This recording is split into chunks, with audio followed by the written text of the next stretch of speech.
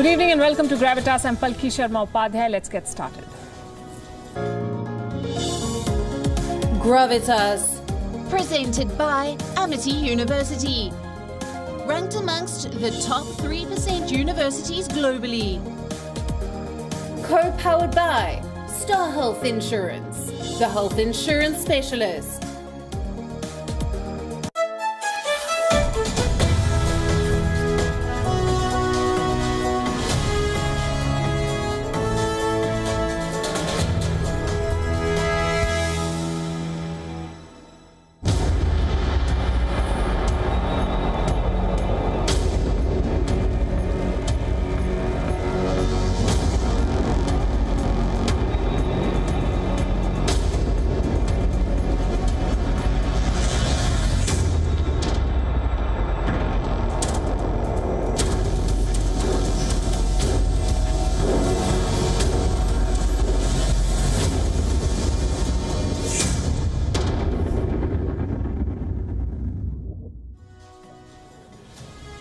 India is selling a missile system to the Philippines. The US is deploying warships in the Indo Pacific. The Quad is holding its first ever leaders summit. France has set up military bases and sent a nuclear submarine to the region. Germany is sending a warship through the South China Sea. The UK is sending a warship to the Indo Pacific. Notice the pattern. World powers focusing on the new strategic playground, the Indo Pacific. Who is the common adversary? China, which has been aggressively expanding its turf, claiming waters and land that belong to others. Slowly but surely, governments around the world are coming together to counter the dragon in this region, and India is central to the world's plans to contain China. India is also making its intent clear by arming the Philippines, which is locked in a dispute with Beijing. On Gravitas tonight, we will join the dots to show you the big picture. Also on the show, despite the peace deal, there is no peace in Afghanistan. We bring you an exclusive interview with a woman who's part of Kabul's peace delegation negotiating with the Taliban that once tried to kill her. The Pope lands in Iraq despite rising security challenges for the first such visit by a Catholic leader. We'll tell you what's on the agenda. The WHO will junk its probe report into the origins of the Wuhan virus amid rising tensions between the US and China over the investigation. And in Myanmar, the military's brutal crackdown continues. There's a nationwide power outage. YouTube has taken down 5 channels linked to the army. We'll tell you all about it. We begin as always with Gravitas Global Headlines. A World Health Organization team investigating the origins of COVID-19 is planning to scrap an interim report based on its recent mission to China. The development comes amid mounting tensions between Beijing and Washington over the investigation, and an appeal for a new probe, according to the Wall Street Journal report. Australian broadcaster SBS has suspended the broadcast of Chinese TV news services CGTN and CCTV after receiving a human rights complaint. The development comes after the Australian broadcaster said CCTV had broadcast the forced confessions of some 56 people between 2013 and 2020. Pakistan Election Commission has responded to Prime Minister Imran Khan's jibe. The poll panel has said that Senate elections were held as per the Constitution, and the body has been saddened by the remarks made by the Prime Minister and that the EC cannot ignore the Constitution and relevant laws for the pleasure of a few. India has called for an objective investigation into the alleged use of chemical weapons in Syria at the United Nations Security Council. India has also urged the UNSC to remain cognizant of the dangers of weapons of mass destruction falling into the hands of terrorist groups. Iran has finally welcomed and accepted my initiative. Building hope of nuclear deal's revival, Iran has given encouraging signs about opening informal talks with the world powers and the United States. This as the UN nuclear watchdog and the US look forward to a technical dialogue with Iran. The development arrives after European allies dropped a plan to censure Tehran at this week's meet of the UN nuclear watchdog. Oil prices rose on Friday after OPEC and its allies agreed not to increase supply in April as they await a more substantial recovery in demand amid the coronavirus pandemic. India, the world's third biggest oil importer and consumer, has said that the decision by major producers to continue with oil output cuts could threaten the consumption-led recovery in some countries. Russian President Vladimir Putin has called for the country's internet to be bound by moral rules to stop society fraying. Putin has blamed the internet for drawing children into opposition street protests, prostitution and drugs. The comments come amid the government's growing frustration over greater influence by US social media giants. Germany's government has confirmed that the country will pay energy companies 2.4 billion euros in compensation for its policy of phasing out nuclear power completely by the end of 2022.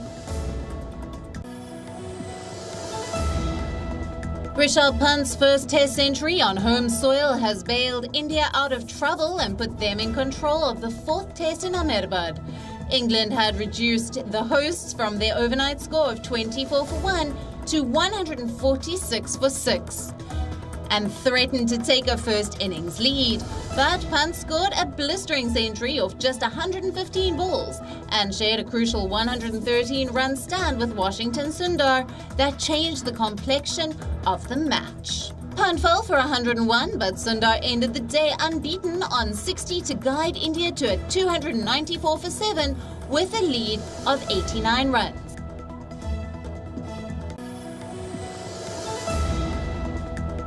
English champions Liverpool have fallen to 5 consecutive home defeats for the first time in their illustrious history. Jurgen Klopp's side were beaten 1-0 by Chelsea, with Mason Mount scoring the only goal in the 42nd minute. Liverpool have also become the first top-flight champions in England to ever lose 5 home games in a row.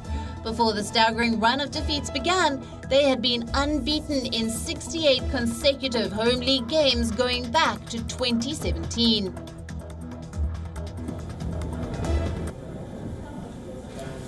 India has taken a major step towards becoming an arms exporter. It is selling the Brahmos missile to the Philippines. This is a significant development for 2 reasons. 1, the Philippines could be India's first client for this missile system. And 2, Indian arms could protect the Philippines against Beijing in the South China Sea. This region is the South China Sea. It has become one of the biggest flashpoints, not just in Asia, but the entire world. China claims the whole of the South China Sea. 5 other countries make overlapping claims: the Philippines, Malaysia, Indonesia, Brunei and Vietnam.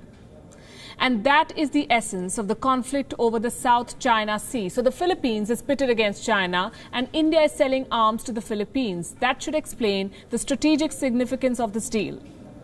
Now let's tell you what this agreement is all about. What signal does it send to Beijing, and what does it mean for India, a country that's responding to the Chinese threat with a call for self-reliance? In our cover story tonight, we'll discuss all of this and more. First, let's tell you about this deal that was inked in Manila. It happened on Tuesday. What you see on your screen is a photograph from the signing ceremony. India was represented by its ambassador to the Philippines. What does the agreement say? It isn't exactly about the procurement of the Brahmos missile. India and the Philippines have signed what is called, quote-unquote, an implementing agreement. It dictates the terms and sets the foundation for government-to-government contracts. But as far as the Philippines is concerned, it wants the Brahmos missile. The country's Defense Secretary, Delfin Lorenza, witnessed the signing ceremony on Tuesday. And in no uncertain terms, he has declared, and I'm quoting, "We are buying the Brahmos missiles." Now, the next step for the Philippines is to discuss a deal to procure the Brahmos. Why does Manila want this Indian missile? The Brahmos is considered to be the fastest supersonic missile in the world. Supersonic means faster than the speed of sound. And the Brahmos is known to be a leader in that category of missiles. Reports say it travels at 3 times the speed of sound. It can be fired from ships, submarines, aircraft and ground launchers. The missile itself has a range of 290 kilometers. The Philippines wants to use the Brahmos system for coastal defense and ground attack. A clear vulnerability considering the growing Chinese aggression in the South China Sea. In the month of January, China had passed a law. It gave its Coast Guard powers to open fire on foreign vessels. The Philippines filed a strong diplomatic protest over this move. Its foreign minister shot off a tweet calling the law a quote-unquote verbal threat of war. Clearly, the Philippines feels the need to step up its defenses along the coast, and India wants to help. Experts believe the Brahmos will be a good fit for the Philippines, for more reasons than one. First of all, the Philippines can launch these missiles not just from land but also from its ships. Reason number 2, it's a tried and tested platform. India has conducted several tests on the Brahmos. The missiles have been deployed in several strategic locations along the line of control with China, and reports say they're being integrated for use on the Sukhoi fighter jets too. Reason number 3, the cost. India is helping out the Philippines here as well. We understand that New Delhi has offered Manila a $100 million soft loan to acquire the missiles. This happened in December. That credit line could be extended if required. So it looks like a win-win situation for the Philippines. But what about India? New Delhi has a lot to gain too if this agreement goes through. It gains a footing as a major arms exporter. The agreement in the Philippines is a step towards establishing India's credentials as a competitive exporter in the global defense market. Already, there's a lot of global interest around the Brahmos. Beyond the Philippines, Vietnam and the United Arab Emirates are said to be keen on buying the Brahmos. Reports say India has held similar conversations with Argentina, Brazil, Indonesia and South Africa as well. The aim is to touch the target of $5 billion worth of defense exports by 2025. And it seems like the Brahmos will be the backbone of this mission. But this deal is not just about the arms trade. India's move to sell defense equipment to the Philippines ups the stakes against China. Indian missiles will now allow the Philippines to assert its territorial rights in the South China Sea. That's a clear message, if there ever was one. And India is not acting in isolation in sending such messages. More countries are stepping up their defenses against the Chinese aggression in this region. The Quad is strengthening its partnership. Leaders of this alliance are set to hold their first ever summit together. It's happening this month, at a time when European powers have stepped up their efforts to keep China in check. Our next report tells you how world powers are looking at the Indo Pacific to counter Beijing's military aggression. An announcement from Australia caught the world by surprise on Friday. A very warm and engaging call with President Biden. Prime Minister Scott Morrison confirmed that leaders of the Quad will hold their first ever summit together. The Quad is a strategic quadrilateral of India, Australia, Japan and the United States. Morrison said Quad summits will become a feature of Indo-Pacific engagement, and the 4 leaders will work together for the peace, prosperity and stability in the region. And so I am looking forward to that first gathering of the Quad leaders. It'll be the first ever such gathering. I've already had bilateral discussions about this with Narendra Modi and Yoshi Suga, the Prime Minister of Japan, and of course the Prime Minister of India, Narendra Modi. And we're looking forward to those discussions and follow-up face-to-face meetings as well. With China expanding its presence and military assets in the region, the Indo-Pacific has become the world's new strategic playground. The Quad is not the only group countering the Dragon. Europe has entered the fray too. European warships are sailing into the troubled waters of the Indo-Pacific. On Wednesday, the French embassy in Tokyo informed the world about the activities of a frigate in Asian waters. This comes after a French nuclear submarine was seen in the Philippine Sea back in December. That was during anti-submarine exercises with American and Japanese defense forces. France also has 2 new military bases in the region, in New Caledonia and the French Polynesia. Then comes Germany, ready to play a role in protecting the Indo-Pacific. It plans to send a frigate to Asia this August. On its way back, it will cross the hotly contested South China Sea. The United Kingdom does not want to be left behind. Later this year, the British plan to deploy the HMS Queen Elizabeth to the region. Reports say the warship will sail from Portsmouth in May. It will have with U.S. Marine Corps and RAF personnel on board, along with British and American fighter jets, Merlin helicopters and a number of escorts, like Royal Navy ships, a tanker and an American Navy destroyer. The U.S. is welcoming these moves from its friends across the Atlantic.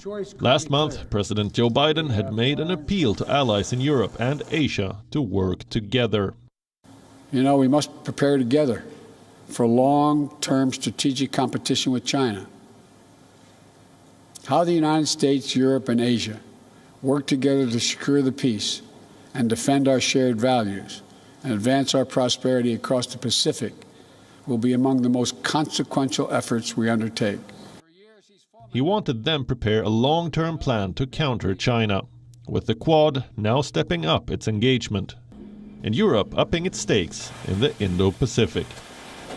China's expansionism in the South China Sea faces a stiff pushback. Bureau Report, WION. World is One. 2021 is not going to be easy for China, and it knows that. So it is using its biggest political event to send a message. The National People's Congress has kicked off in Beijing. It is the annual gathering of the sham parliament of China. Even as the world continues to struggle with the Wuhan virus, the top Chinese leadership, led by Xi Jinping himself, are behaving as if they are immune to the virus. Members of the Politburo Standing Committee, the top decision-making body of China, appeared without a mask at this gathering, even when most of the Communist Party members around were wearing one. Xi Jinping did not speak today, but he was sending a signal. He was showing the world that despite all the criticism over China's pandemic cover-up and lapses, he remains in complete control of the country and the Communist Party. And that's not all. The Chinese president is now making moves to amass more power. The biggest takeaway from today is this: Beijing will overhaul the electoral system of Hong Kong. It will get the powers to decide who governs Hong Kong. The Communist Party announced today that only quote-unquote patriots will be allowed to contest elections in Hong Kong. The chaos in Hong Kong society shows that there are obvious loopholes and defects in the current electoral system and mechanism of the Hong Kong SAR, which provides an opportunity for the anti-China forces in Hong Kong to seize control of the SAR.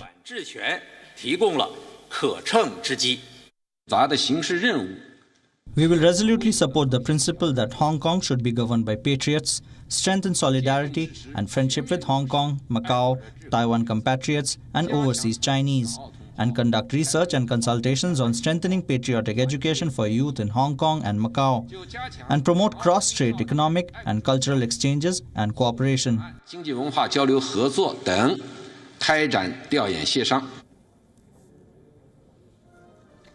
Who decides who is a patriot? You don't need me to tell you what Beijing's definition of a patriot is. China wants only party loyalists to govern Hong Kong. So it has now given itself a veto power over election candidates, meaning China can disqualify an election candidate in Hong Kong at will. The move has already drawn international criticism. The European Union has warned that it could take quote-unquote additional steps against China. But we know China is not swayed by what the world says. We saw that when it introduced the national security law in Hong Kong. Now it is moving in to permanently weaken the pro-democracy camp by denying them a voice in the government. Beijing announced an ambitious agenda today for 2021. It has set a goal for at least 6% economic growth. It has spiked its defense budget by 6.8%. So China's defense budget this year is $208 billion. That's over 3 times higher than India's defense budget. Beijing announced a long-term plan to wean itself off foreign energy, technology and markets. What is China trying to signal with these announcements? Well, here is what Beijing could be telling the world, that they have defeated the pandemic, overcome the global criticism and are now ready to expand their sphere of influence. Basically, China is trying to tell the world that the momentum is on its side. 2 developments further work in Beijing's favor. First, China today signaled that it may join an Asia-Pacific Trade Pact, an 11-nation trade agreement called the Comprehensive and Progressive Agreement for Trans-Pacific Partnership. It includes countries like Australia, Canada and Japan, nations that recently sparred with Beijing on a host of issues, from the virus to territorial claims. And it doesn't end there. China said that it will accelerate free trade negotiations with Japan and South Korea and quickly implement a trade pact reached with the European Union in December last year. So from Europe to Asia, this is the progress that governments have made on the call to make China pay. And Beijing is leveraging the possibilities of these trade pacts to signal the plan of economic distancing from China still remains a dream. What about China's role in this pandemic? Conveniently, the World Health Organization's investigators who went to Wuhan have decided not to release an interim report. The Wall Street Journal reported this today. Their headline says the plans for an interim report have quote-unquote been scrapped. Why? Because apparently just a summary will not satisfy the curiosity of the readers. That's what the scientists who led the WHO team is saying.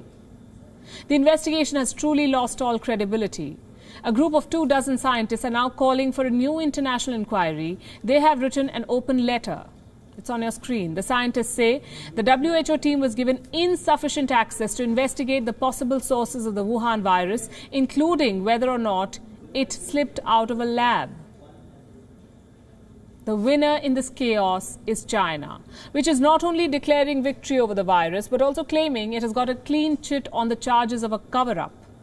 Just today, the Chinese Foreign Ministry said that other countries should now undertake studies. It wants other countries to investigate or to be investigated for the Wuhan virus origin.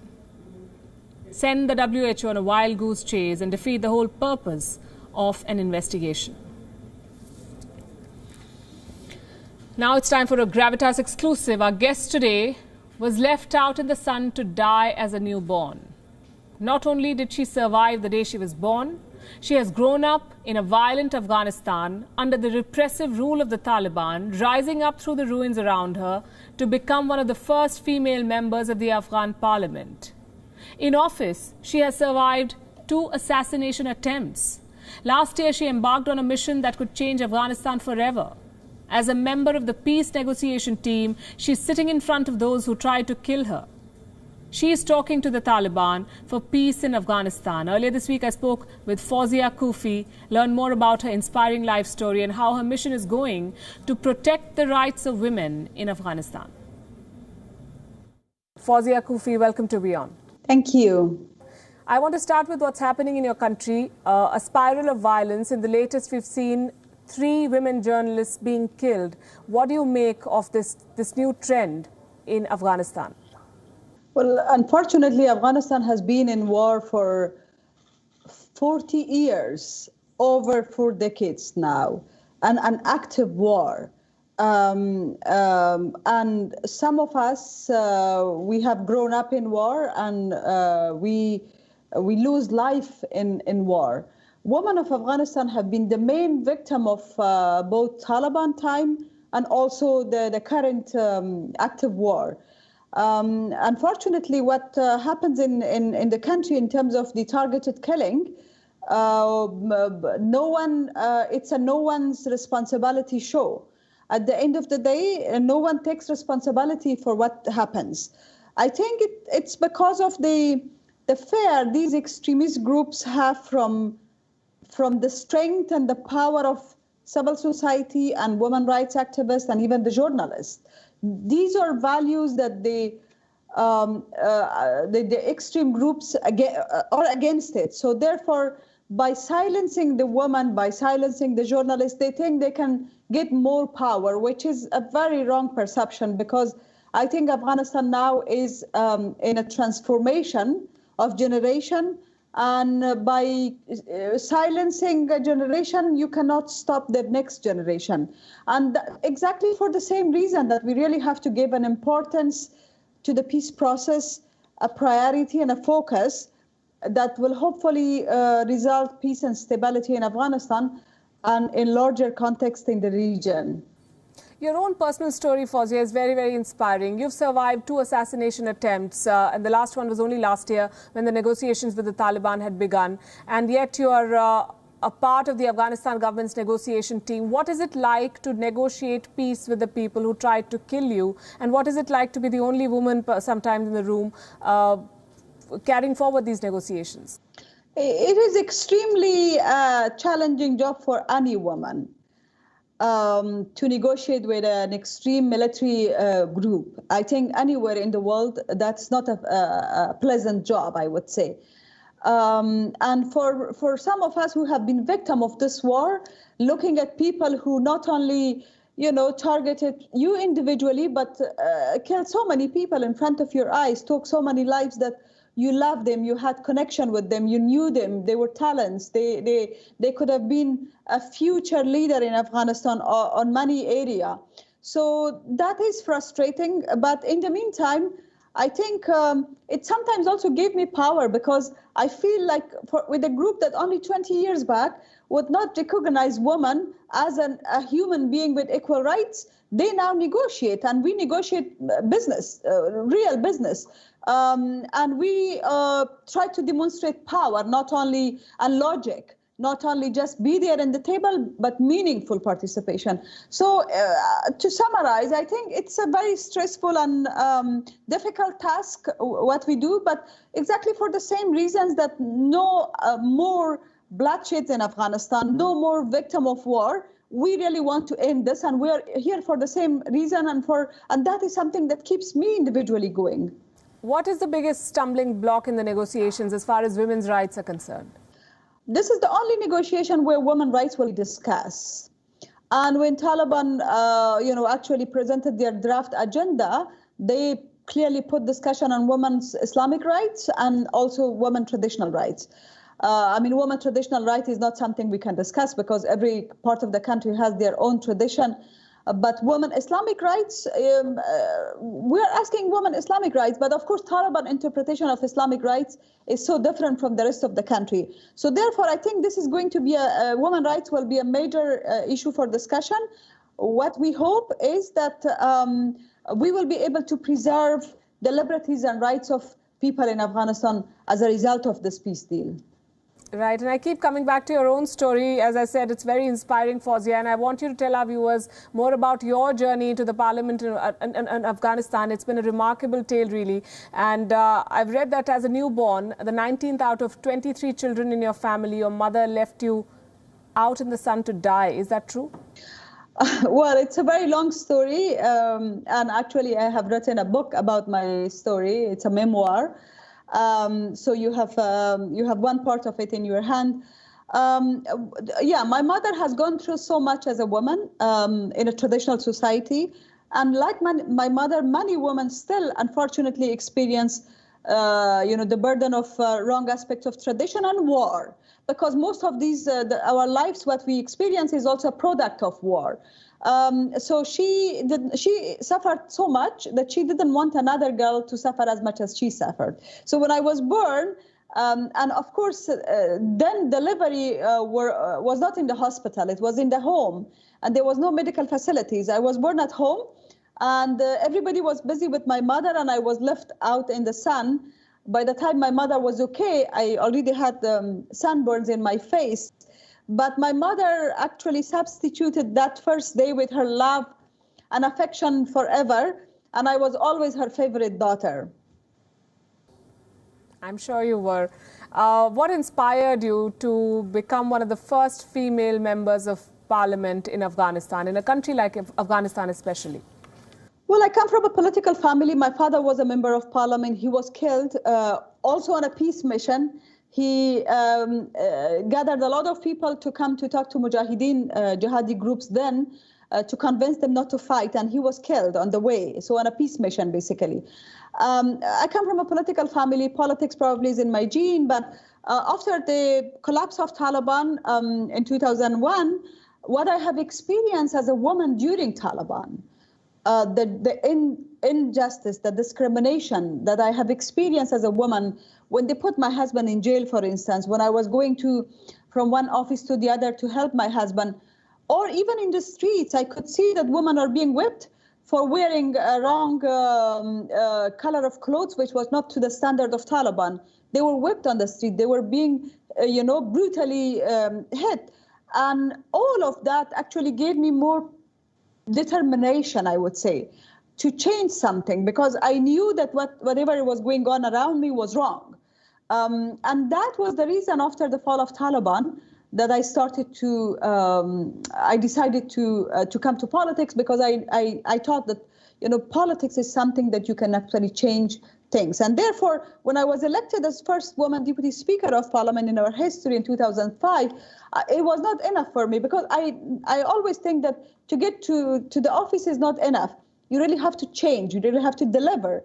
And so therefore, my struggle did not start when I was elected. My struggle started when I wanted to change, because I actually, that gave a lot of people a discomfort zone, because a lot of men were sitting in a comfort zone.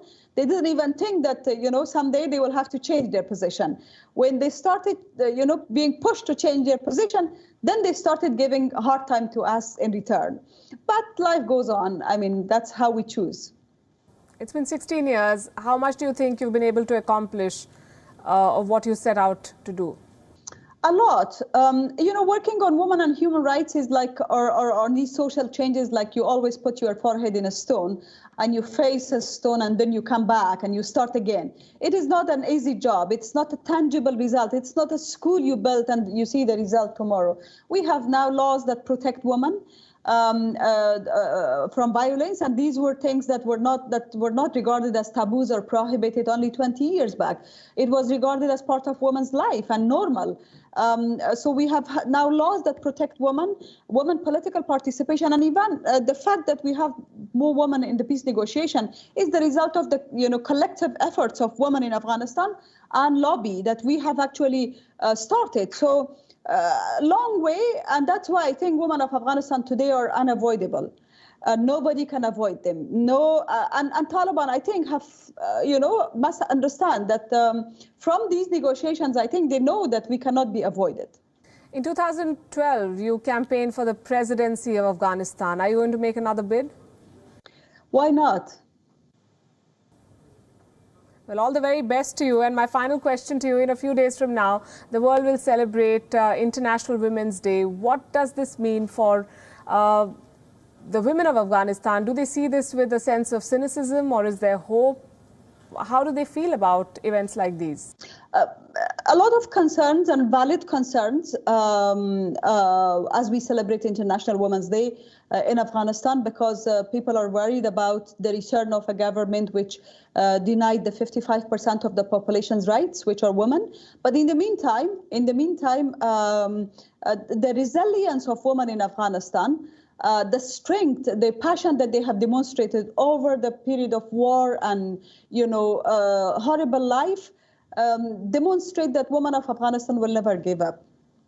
Fawzia Koofi, it was a pleasure speaking to you. More power to you. May you keep inspiring young girls, not just in Afghanistan, but the world over. Thank you. I come as a pilgrim of peace. This was the message Pope Francis sent out to the people of Iraq a day ahead of his departure to the war-battered country. Tonight, as I speak, the Pope is in Baghdad to encourage the persecuted Christian community of Iraq to keep the faith. In the next 4 minutes, we'll get you a frame-by-frame analysis of this visit. Pope Francis arrived at the Baghdad International Airport slightly ahead of schedule. His plane touched down at 2 p.m. local time. He took the struggling Alitalia airline. hoping to help the Italian carrier make a comeback perhaps. Besides his entourage and security officials, a total of 75 journalists flew along with the Pope. As he descended the air stair, he was received by the Prime Minister of Iraq, Mustafa al-Kadhimi. The 84-year-old pontiff even shook hands with the Iraqi PM. This is his first foreign visit since the pandemic began. There have been a lot of concerns about his health and safety. The Vatican says he got himself vaccinated ahead of this visit. This was also the Pope's first visit to Iraq, the first by any Pope to this country, which is why the arrangements were elaborate. A motorcade of a dozen vehicles escorted the Pope to the presidential palace. The roads were lined with people welcoming him with Vatican and Iraqi flags. He could be seen waving at the cheering crowds. It's important to note here that there have been security concerns around this visit. Violence has resurfaced in parts of Iraq. There have been rocket attacks that have left 3 people dead in recent weeks. But the Pope insisted on going ahead with the visit, promising to prove the skeptics wrong, and Iraqi citizens, it seemed, reciprocated in kind.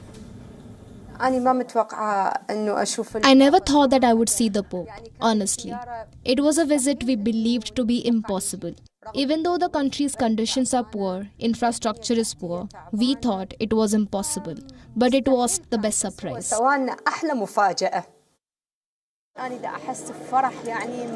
This visit is one of a kind. We are excited and we all need this visit. All Iraqis do.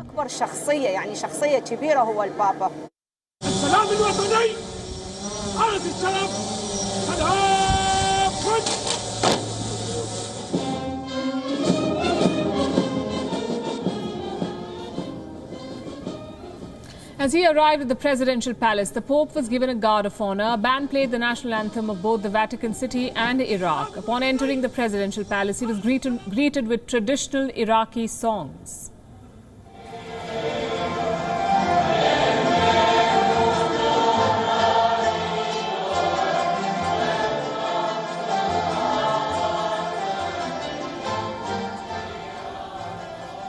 Some symbolic gifts were exchanged. We are told that there were books and crosses made out of gold. The formality is done with. The Pope sat down for a brief conversation with Iraq's President Barham Salih. This was followed by a speech on the significance of this visit. The Pope spoke about the Yazidis, whom he called innocent victims of senseless atrocities, and he urged the government of Iraq to combat corruption and promote justice.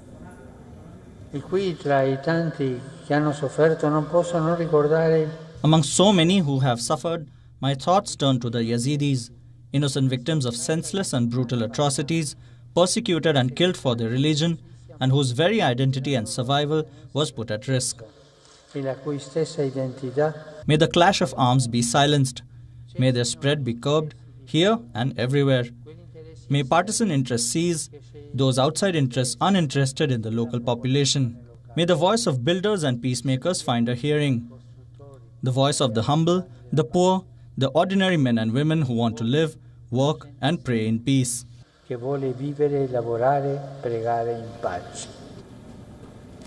Pope wrapped up his first day with a visit to the Syriac Catholic Cathedral of Our Lady of Salvation. He interacted with bishops, priests and catechists. This cathedral was the site of a deadly terror attack in 2010. 58 people died and scores were injured. The Pope paid a tribute to the victims of the attack and urged Iraqi Christians to not get discouraged and increase their participation in public life. This was the latest as far as day one was concerned. What happens on day two? He travels to the cities of Najaf and Nasiriyah. In Najaf, he'll hold a one-on-one meeting with the Grand Ayatollah Ali Sistani, a highly reclusive cleric and the spiritual leader of Iraq Shia Muslims. And in Nasiriyah, he will lead an inter-religious gathering at the plains of Ur. This place is revered as the birthplace of Abraham, who is considered a prophet in Judaism, Christianity and Islam alike. On the third day in Iraq, the Pope will travel to Erbil, Mosul and Karakosh. In Erbil, he will meet the president of the autonomous region of Kurdistan. In Mosul, he will lead a prayer for the victims of the war with the Islamic State. And in Karakosh, he will visit ancient Christian sites that are being restored after years of war. Day 4, the last day of his visit, the Pope will return to Baghdad for a brief farewell ceremony and will then depart for Rome around noon. WION will be tracking this visit closely for the next 3 days. Watch this space for more reports.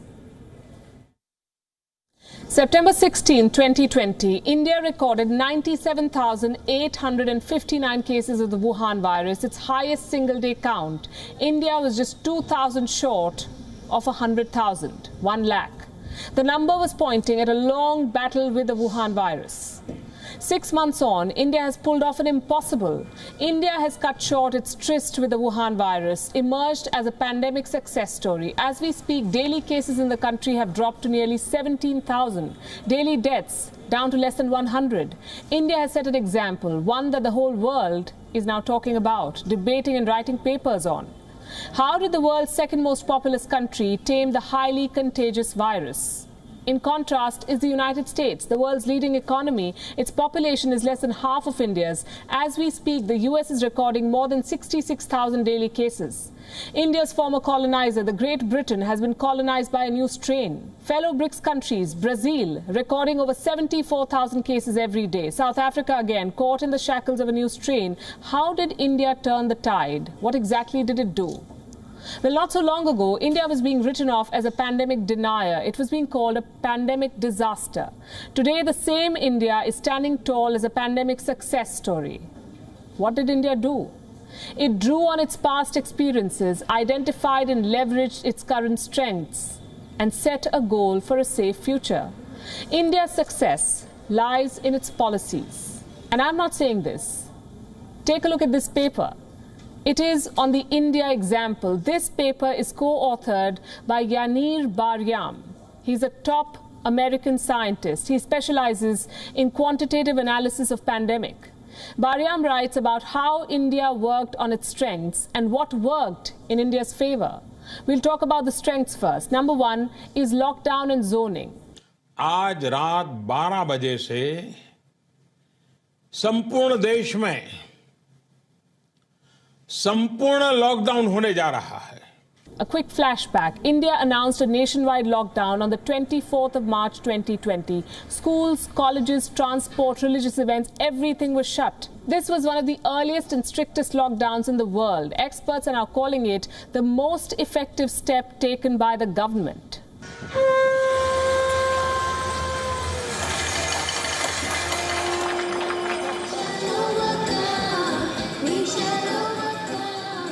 Fast forward 1 year, it is March 2021, and India is in no hurry to reopen. In May 2020, the entire country was divided into 3 types of zones: red, orange, green. No activity was allowed in red zones. Near about normal activities were allowed in green zones. We are now 1 year into the pandemic. In the US, states like Texas are announcing an end to all restrictions and declaring masks redundant. India, though, is in no hurry. It is also not shy of reimposing lockdowns when needed. Take Maharashtra, for example. Slow and steady wins the race, they say. We all learned this in school, and India today is walking this policy. And it is working. Here's what else is. Travel restrictions. India has not been tempted to cash in on tourism or use travel to revive the economy. Travel is still restricted and regulated in the country. Negative RT-PCR tests are required for entering certain states and union territories. As for international arrivals, RT-PCR test report and quarantine are mandatory. Strength number 3, immediate isolation and contact tracing. Those testing positive for the Wuhan virus in India are immediately isolated. Their primary contacts are quarantined.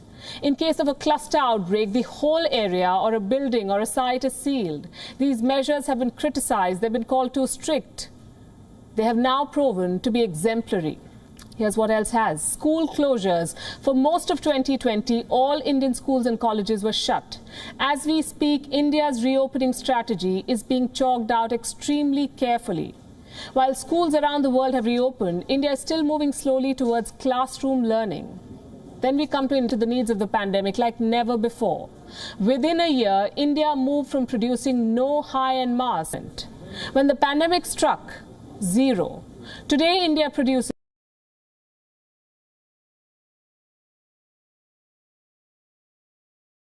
the second highest number of PPEs. India also worked on its testing capacity. In the beginning of the pandemic, India had just 1 lab that was capable of doing RT-PCR tests for the Wuhan virus.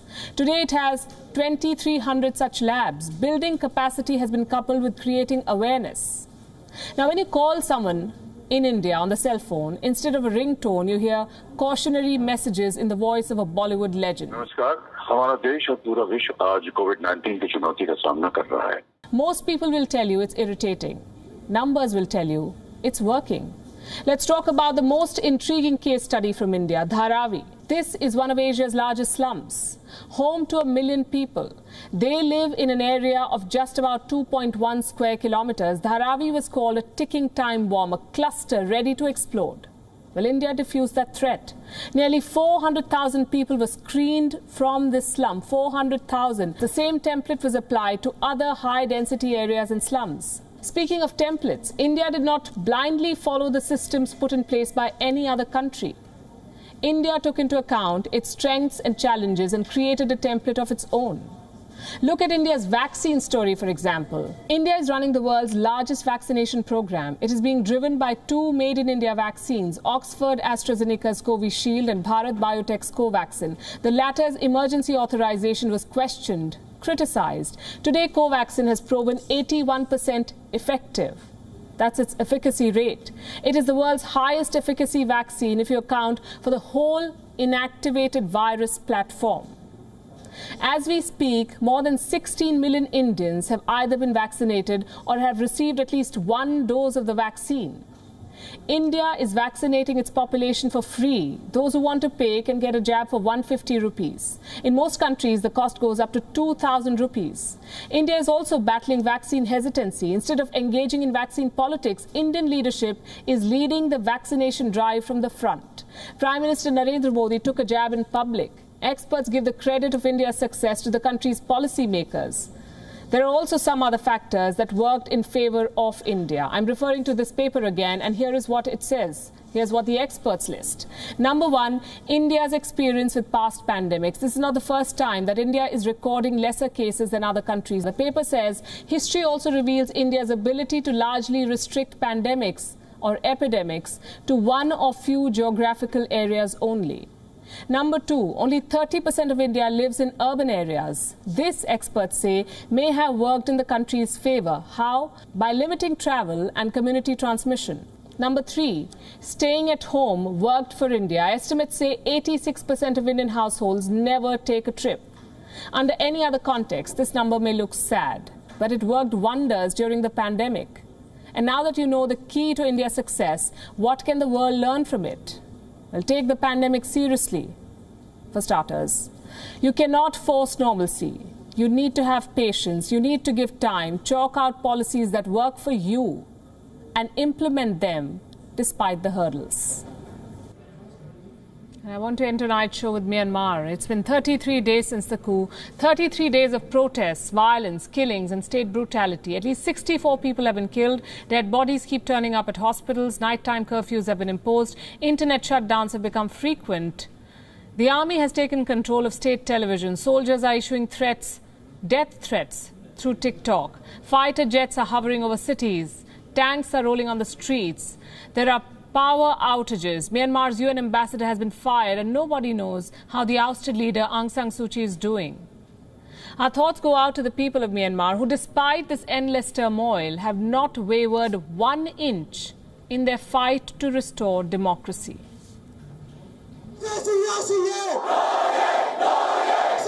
This is not a demonstration. This is a funeral. These people are not protesters. They're mourners. They're here to pay their respects to Arkur Mo, a 25-year-old university student who died saving his friend from getting shot. Arkur Mo was shot in the heart. Arkur Mo is one of the many young students who have been killed in police firing. A total of 64 people have died just in the last 33 days. Many of them were in their teens. Like 19-year-old Kial Sin, who was shot in the head by police officials. She has become a national hero in her death. Thousands attended her funeral as her friends filed past her coffin. singing the popular revolutionary song "We Won't Forget Until the End of the World."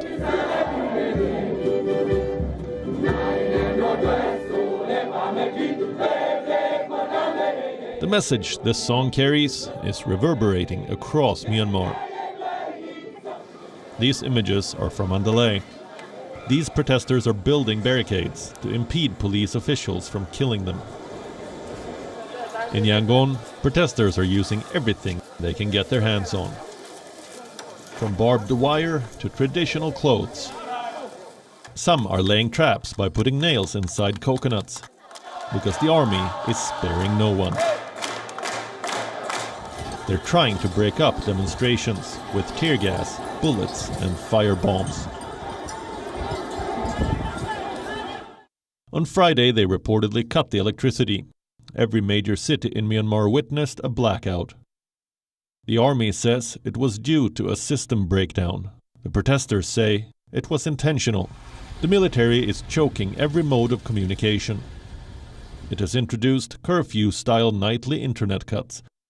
For 17 consecutive nights, the internet is shut down post 1 a.m. At the same time, the military is trying to get access to government funds. According to a new report, the army generals attempted to move about $1 billion held at the Federal Reserve Bank of New York after the coup. This is being seen as a bid to limit the impact of international sanctions.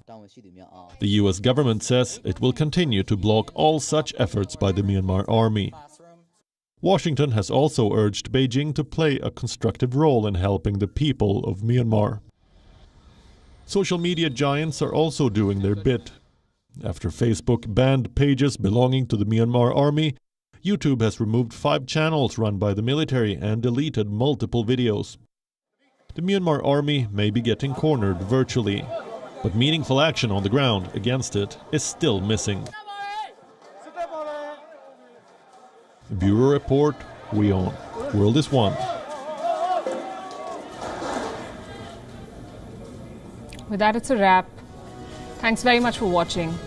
We'll see you on Monday. Have a good weekend.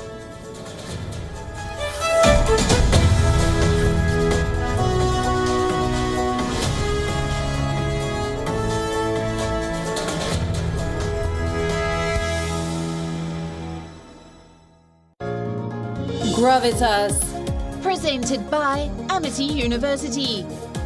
Ranked amongst the top 3% universities globally. Co-powered by Star Health Insurance.